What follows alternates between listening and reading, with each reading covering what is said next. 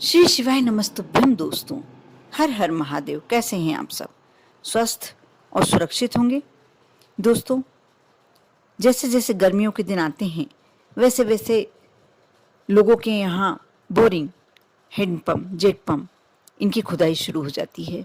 व्यक्ति अपनी आगे की व्यवस्था करने के लिए अपने घर में, जहाँ यदि मकान बन रहा है वहाँ के लिए, या खेतों में, या जगह पर, कोई सी भी स्थान पे, अपने स्थान पर बोरिंग करवाने की सोचता है कि यदि पानी निकल जाए तो आराम हो जाएगा।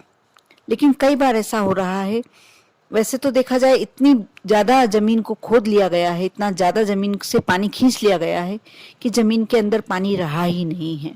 बहुत मुश्किल, कम, जितना ज़्यादा हम दोहन कर रहे हैं धरती का, और इसी कारण, सिर्फ इसी कारण पृथ्वी के अंदर जब हम बोरिंग करवाते हैं तो पानी नहीं निकलता।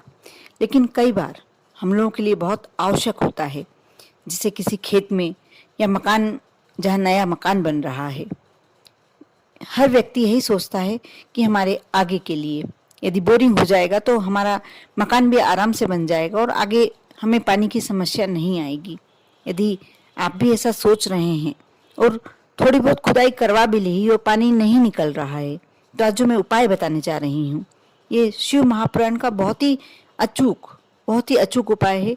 आप यदि इसे कर लेते हैं तो अवश्य 100% श्योरिटी है कि पानी तो निकलना ही है। आप इसके लिए, बहुत ही छोटा सा उपाय है, कोई बहुत बड़ा उपाय नहीं है। पुष्य नक्षत्र में ये कार्य, पुष्य नक्षत्र में ही करना है। आप एक तांबे के कलश में पुष्य नक्षत्र में जल ले लें और भोलेनाथ के ऊपर, शिवालय में जाकर, और शिवलिंग के ऊपर बटकेश्वर महादेव का नाम लेकर इस जल को समर्पित कर दें। उस जल को वापस दूसरे बर्तन में झेल लें, उसे लेकर आए जहां आप बोरिंग करा रहे हैं। उस जल में थोड़ी सी काली तिल्ली, काली मिर्ची और एक बेलपत्र डालकर बटकेश्वर महादेव का नाम लेकर उस स्थान पर जहां भी आप बोरिंग करा रहे हैं, जहां भी आप खुदाई करा रहे हैं, आप डाल दें। बस आपको इतना ही करना है। आप देखना उस जगह पानी अवश्य निकलेगा। कई बार होता है हम जगह जगह स्थान पर गड्ढे करवाते जाते हैं लेकिन पानी नहीं निकलता। इससे हमारा बहुत सारा पैसा भी लग जाता, धन भी लग जाता है और हम परेशान भी होते हैं। इसलिए बहुत ही अचूक उपाय है। यदि आप बोरिंग कराने की सोच रहे हैं तो आप अवश्य इस उपाय को आजमाएं, कर देखें। आप पर और आपके पूरे परिवार पर भोलेनाथ की कृपा बनी रहे। ओम नमः शिवाय।